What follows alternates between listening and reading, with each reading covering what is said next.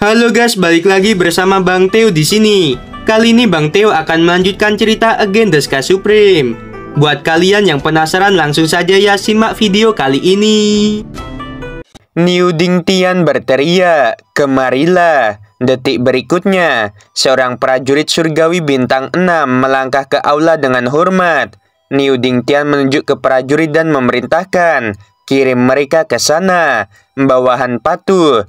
Setelah prajurit itu menerima perintah, saat dia melangkah keluar dari aula, Tanyun tiba-tiba terkejut. Tanyun menemukan bahwa seorang pemuda tampan dan luar biasa sedang berjalan ke arahnya dan yang lainnya. Pemuda itu tidak lain adalah Sanzi yang telah memasuki semi suci tingkat ke-7. Sanzi baru saja mendapat berita ada yang bergabung. Dia langsung bergegas. Sejak Sanzi tiba di camp militer lebih dari 300 tahun yang lalu, dia telah mengamati dengan ketat para dewa yang bergabung dengan militer. Dia ingat dengan jelas mata dan suara Tanyun. Dia ingin menggunakan informasi ini untuk menemukan pembunuhnya. "Suamiku, kamu harus lebih berhati-hati," Shen Subing berkata melalui transmisi suara. "Sangat mungkin Sanzi mencoba mengetahui bahwa kamu adalah pembunuh San Suyun dan San Sutian berdasarkan suara dan matamu. Jangan khawatir, aku tahu bagaimana melakukannya." Ketika Tanyun membuat transmisi suara, dia mengendalikan pupilnya untuk dengan cepat berubah menjadi emas pucat. Warnanya sangat terang. Jika tidak melihat dengan cermat, kita tidak dapat menemukan sama sekali, dan ada cahaya keemasan samar di matanya. "Tunggu." Sanzi memegang surat perintah penggeledahan dan berkata kepada prajurit bersama Tanyun. Setelah prajurit itu membungkuk pada Sanzi, dia kembali menatap Tanyun dan yang lainnya serta berkata, "Bersiaplah untuk diperiksa." Pada saat ini, Niu Dingtian berjalan keluar dari aula sambil tersenyum. Sanzi menghela nafas dan berkata, "Meskipun kemungkinan menemukan pembunuhnya tipis, tapi aku masih harus memeriksa." Niu Dingtian setuju. Pencuri itu sangat berani. Dia benar-benar mengambisi tuan muda tertua dan kedua di kediamanmu. "Saudara San, aku masih ada urusan bisnis, jadi aku tidak akan menemanimu." Sanzi membungkukkan tangannya. Setelah itu, Niu Dingtian berbalik dan berjalan ke aula sambil tersenyum. Kemudian mengatur agar rekrutan lainnya pergi. Sanzi mendatangi Tanyun dan berkata tanpa ragu, "Para wanita mundur, para pria maju dan berdiri." Shen Subing melangkah mundur dengan hormat, berhenti dan berdiri dengan kepala tertunduk. Cutian, Tanyun, Wuxing Sangsen, Guan Xuankong, Xuan Kui, Guchong, Tianlo, dan Wei-Kuan. Mereka maju selangkah dengan hormat. Sanzi melirik 8 orang dan memerintahkan, "Angkat kepala kalian untukku dan lihat aku." Tanyun menjawab dan mengangkat kepalanya untuk melihat Sanzi. Mata Sanzi menyapu 8 orang dan pada akhirnya tertuju pada mata Tanyun. Sanzi mengurutkan kening dan berpikir dalam hati, mata anak ini sangat mirip dengan mata pembunuh yang menghabisi tuan muda tertua lebih dari 400 tahun yang lalu. Satu-satunya perbedaan adalah pupil si pembunuh normal, tapi pupil orang ini bersinar dengan cahaya keemasan redup. Anak ini sangat mencurigakan. Tanyun ditatap oleh Sanzi dan dia merasa tidak nyaman di hatinya. Dia berpikir bahwa dia dapat mengatasi pemeriksaan Sanzi. Yang dia takutkan adalah bahwa Sanzi akan mencari jiwa Shen Subing dan yang lainnya. Begitu dia mencari jiwa istrinya, pembunuhnya terhadap San Suyun pasti akan terungkap dan konsekuensinya akan menjadi bencana. Tanyun berkata kepada Jinglu di pagoda Ling Xiao, "Xiao Lu, jika hal-hal terungkap selanjutnya, kamu harus menghabisi Sanzi secepat mungkin dan kemudian mengemudikan perahu untuk lari." Di dalam pagoda Ling Xiao, Jinglu berkata dengan sungguh-sungguh, "Kakak, aku mengingatnya." Pada saat ini, Sanzi memasang cincin surgawi di antara jari-jarinya dan jubah hitam muncul di tangannya dan melemparkannya ke Tanyun dan memerintahkan, "Pakai jubah hitam, tutupi fitur wajahmu, dan tunjukkan hanya matamu."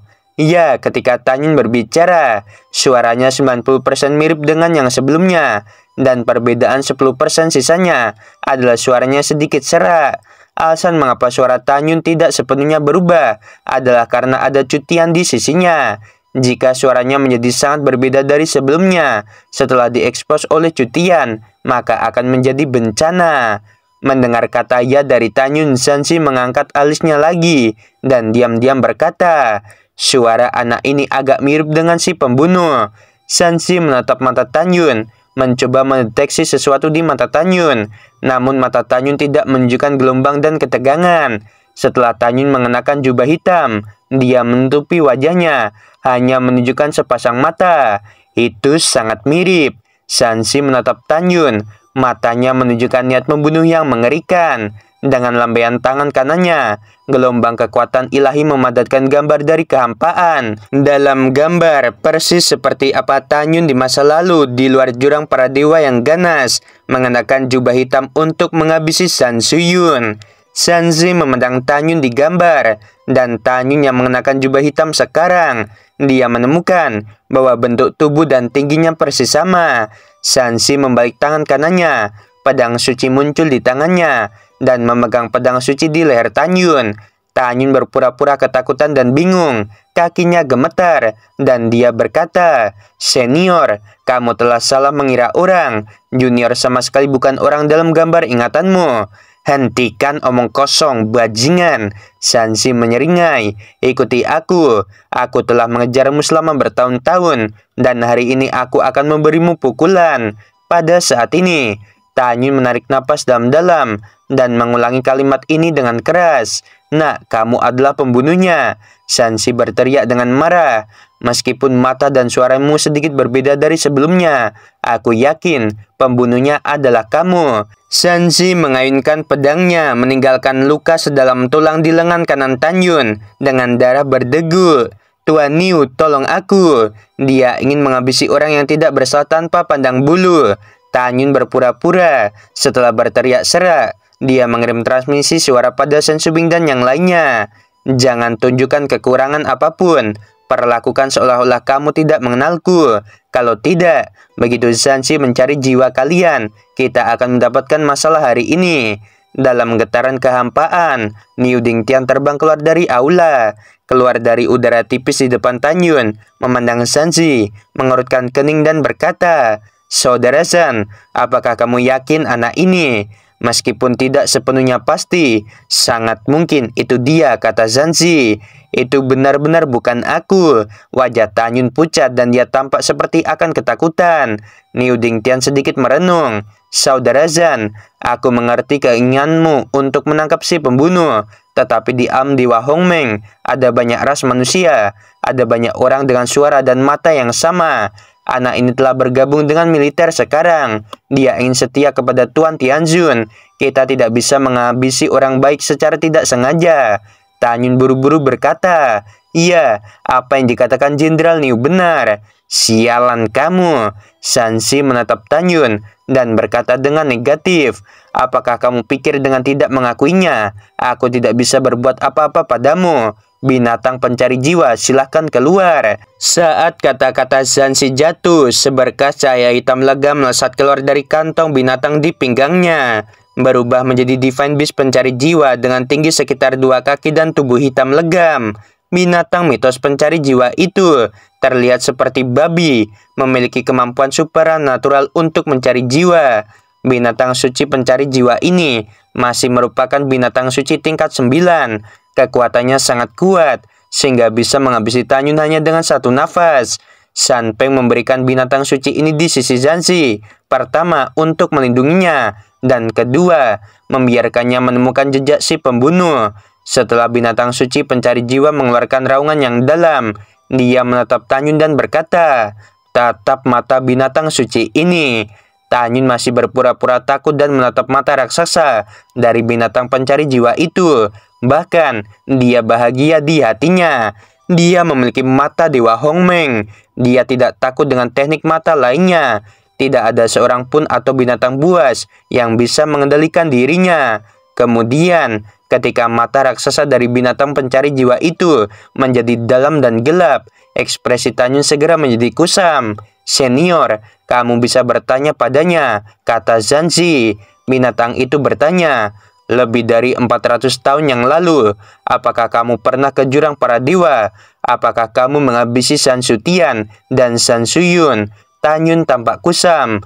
Aku belum pernah ke jurang para dewa. Aku tidak menghabisi mereka. Begitu kata-kata ini keluar, mata Sansi penuh dengan kesepian. Binatang itu menoleh untuk melihat Sansi dan menggelengkan kepalanya. Dia bukan pembunuhnya, tetapi suara dan matanya agak mirip dengan si pembunuh. Setelah itu, binatang suci pencari jiwa melepaskan kendali atas Tanyun, berubah menjadi seberkas cahaya, dan masuk ke dalam tas binatang di pinggang Sansi. Niu Dingtian menepuk bahu Sansi dan menghiburnya. Saudara Zan, jangan berkecil hati. Cepat atau lambat si pembunuh akan diungkapkan. Setelah Sansi mengangguk dalam satu pikiran, 1000 keping batu giok dewa tingkat tinggi terbang keluar dari cincin ilahi, tergantung di depan Tanyun dan berkata, "Maaf, batu giok dewa ini digunakan sebagai kompensasi. Terimalah." "Terima kasih, Senior Zan." Tanyun memandang batu giok, matanya berbinar, seolah-olah dia telah melupakan rasa sakit. Jadi dia memasukkan batu giok ke dalam cincin abadi. Nyatanya, hati Tanyun membara. "Sansi, besok aku akan mengembalikannya 1000 kali." Pada saat ini, Niu Dingtian memandang prajurit yang memimpin Tanyun dan yang lainnya. Lalu dia berkata bahwa mereka pergi. Bawahan patuh. Setelah itu, prajurit mengeluarkan perahu dan membawa Tanyun dan yang lainnya terbang menuju pusat kota Dewa Hongmeng. Dalam perjalanan, Tanyun dan yang lainnya merasa lega. Untungnya mereka selamat. Tanyun menghadap prajurit, mengepalkan tinjunya dan bertanya, "Kemana kita akan pergi?" Prajurit itu berkata, "Pergi ke aula teleportasi terlebih dahulu, kemudian mengirimmu ke camp militer Tuan Bai Cheng." 2 jam kemudian, prajurit itu mengendarai perahu dan mendarat di luar aula. Setelah itu, Tanyun dan yang lainnya mengikuti prajurit dan memasuki aula yang agak megah. Ada formasi teleportasi yang dipasang di aula. Melihat formasi teleportasi ini, Tanyun merasa sangat familiar. Karena formasi teleportasi ini semuanya diatur ketika dia adalah Hongmeng Supreme di masa lalu. Yang terbesar dari mereka adalah susunan teleportasi yang mengarah ke dunia luar. Yang lainnya adalah formasi teleportasi yang mengarah ke alam Dewa Hongmeng dan kota-kota penting. Prajurit itu menunjuk ke formasi teleportasi terbesar. Lalu dia berkata, "Ayo ikuti aku." Tanyun dan yang lainnya ke formasi teleportasi dan menjelaskan, di kota Dewa Hongmeng, formasi teleportasi ini adalah satu-satunya yang mengarah ke dunia luar. Formasi teleportasi ini adalah teleportasi satu arah dan akan mengirimmu ke daerah yang jauh. Wilayah luar bukanlah alam semesta bagian luar, tetapi alam Dewa Hongmeng kita, perbatasan tanah utara yang ekstrim, berbatasan dengan alam semesta luar tempat iblis hidup.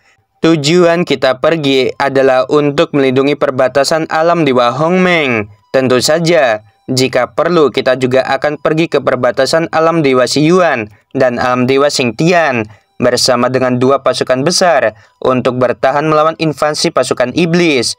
Tanyun dan yang lainnya menghilang begitu saja.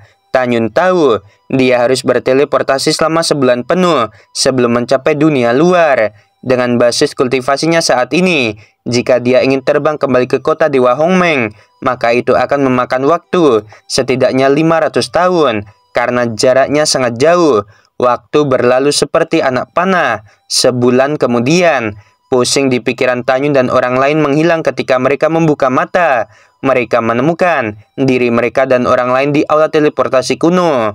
Tiba di luar wilayah, "Ayo ikuti aku." Prajurit itu berkata lagi, "Selanjutnya, kita harus terbang selama setahun sebelum kita dapat mencapai camp militer Tuan Bai Cheng." Setelah itu, saat semua orang mengikuti prajurit keluar dari aula teleportasi, kecuali Tanyun, Toba Yingying, Senji, Subing, dan Wuxing Sangsen, semua orang melihat pemandangan di depan mereka. Mau tidak mau mereka tercengang, karena yang menarik perhatian semua orang adalah dunia yang berbeda. Langit di sini memerah seperti api, bumi di sini memancarkan kilau seperti magma. Tanyun tahu bahwa bintik-bintik berwarna magma di tanah ini adalah darah iblis. Darah iblis seperti magma akan meresap ke permukaan setelah mengering. Itulah yang menyebabkan adegan ini. Pada saat ini, yang mengejutkan Dante, Sianer, dan yang lainnya adalah bahwa di tanah tanpa batas ini ada tenda militer yang jumlahnya mencapai jutaan. Di alun-alun di tengah tenda militer, ratusan juta prajurit bertarung satu sama lain dalam latihan pertempuran yang sebenarnya. Di antara para prajurit ini, beberapa adalah ras manusia, beberapa adalah ras ilahi seperti ras harimau ilahi, ras serigala api, dan lain-lain. Prajurit yang memimpin Tanyun dan yang lainnya menjelaskan, tempat ini adalah barak Raja Dewa Tertinggi. Raja Dewa Tertinggi dikenal sebagai salah satu dari 10 prajurit teratas di bawah komando Tuan Lingxia Tianjun. Bawahan Raja Dewa Tertinggi ada sebanyak 10 miliar prajurit dan ada lebih dari 10.000 prajurit elit. Mereka adalah salah satu dari sedikit divisi elit dalam pertempuran melawan pasukan iblis. Mereka jarang kehilangan. Mendengarkan penjelasan dari prajurit itu, Tanyun berpikir bahwa Raja Dewa Tertinggi yang mengkhianatinya. Tanyun mencibir dalam hatinya. Raja Dewa Tertinggi, San Peng, Lingxia Tianjun, kalian bertiga membocorkan tempat persembunyianku saat itu. Aku, Tanyun, bersumpah, aku akan membiarkan kalian bertiga mati. Pada saat ini, prajurit itu memandang Tanyun dan yang lainnya. Lalu dia berkata, ayo pergi ikuti aku. Setelah itu, prajurit mengendarai perahu, membawa Tanyun dan yang lainnya keluar dari gerbang kota dan melewati pegunungan yang luas. Tanyun tahu bahwa puncak King Tian adalah benteng dari alam dewa Hongmeng. Dalam perjalanan, Tanyun melihat ke bawah. Di pegunungan di mana-mana ada kerangka iblis dengan ketinggian beberapa ratus kaki.